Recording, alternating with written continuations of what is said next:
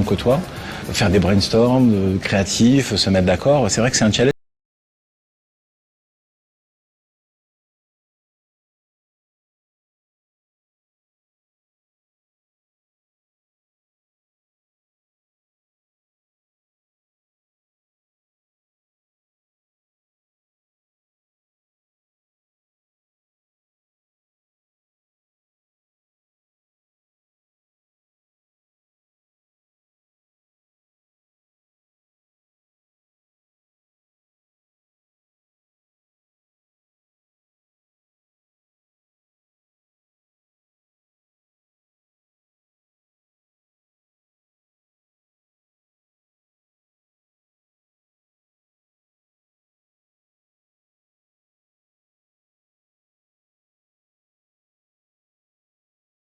De cela tout de suite après la sortie de Top Spin 3. Si les anciens de PAM avaient déjà pas mal d'idées pour améliorer ce nouveau volet, un impératif s'est très vite dégagé. L'idée de départ, ça a été de comprendre pourquoi les gens trouvaient Top Spin 3 difficile. En se disant, on a passé du temps à faire quelque chose qu'on voulait précis, et c'est frustrant que les gens n'en profitent pas. Donc on a commencé par faire beaucoup de tests utilisateurs, filmer les gens, leur poser plein de questions, les plus simples possibles pour comprendre ce qui n'allait pas. Et comme tu peux le voir dans le design de Top Spin 4, on a mis beaucoup d'aide in-game, on a changé l'académie pour essayer de faire en sorte que les gens arrivent à voir ce qu'on a voulu faire, arrivent à s'en servir et à profiter du travail qu'on a mis ensemble. Cette volonté d'accessibilité se manifeste donc par la présence optionnelle de nombreux indicateurs à l'écran, quant à la chute de la balle, le timing, la force de frappe et ainsi de suite. La gestion à l'aide des gâchettes des coups risqués a également disparu, sans pour autant, a priori, que la richesse du gameplay et le côté simu de ce Top Spin ne se ressentent. Le système de jeu, basé sur le timing, basé sur une grande richesse de coups, il est toujours là. Ce qu'on a essayé de changer, c'est les coups ultimes, les coups risqués, sont plus basés sur les compétences OPAD, c'est-à-dire ta capacité à appuyer sur une trigger en même temps que tu appuies sur un bouton, mais tu modules ton press and hold.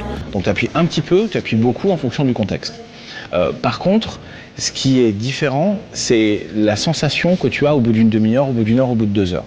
Dans Top Spin 3, tu bataillais avec le jeu, parce qu'il résistait un petit peu.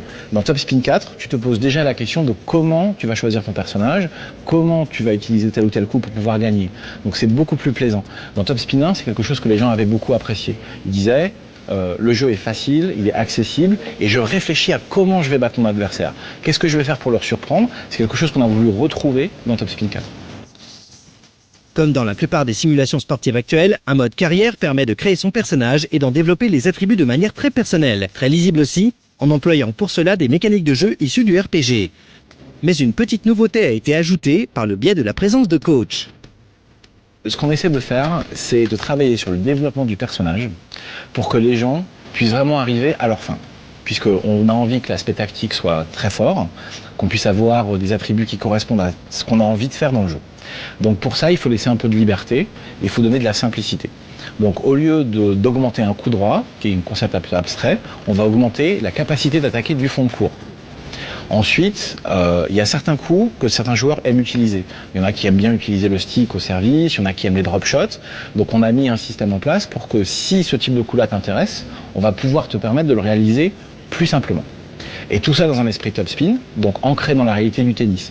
Un joueur de tennis, il a un entourage, il a des coachs, il a des sparring partners, il s'entraîne, il développe son style de jeu, il le fait évoluer.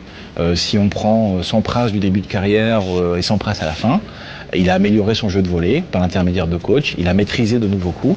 On essaie de te permettre de faire ça aussi dans Top Spin 4. Le coach et toi, c'est un couple en fait. Donc tu travailles avec lui, il t'oriente vers un style de jeu.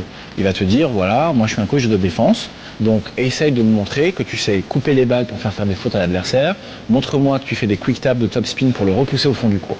Une fois que tu m'auras montré que tu as compris les bases de la défense, je vais améliorer ton coup droit par l'intermédiaire d'un tribut, d'un boost, et je vais te permettre par exemple de réussir mieux tes amortis.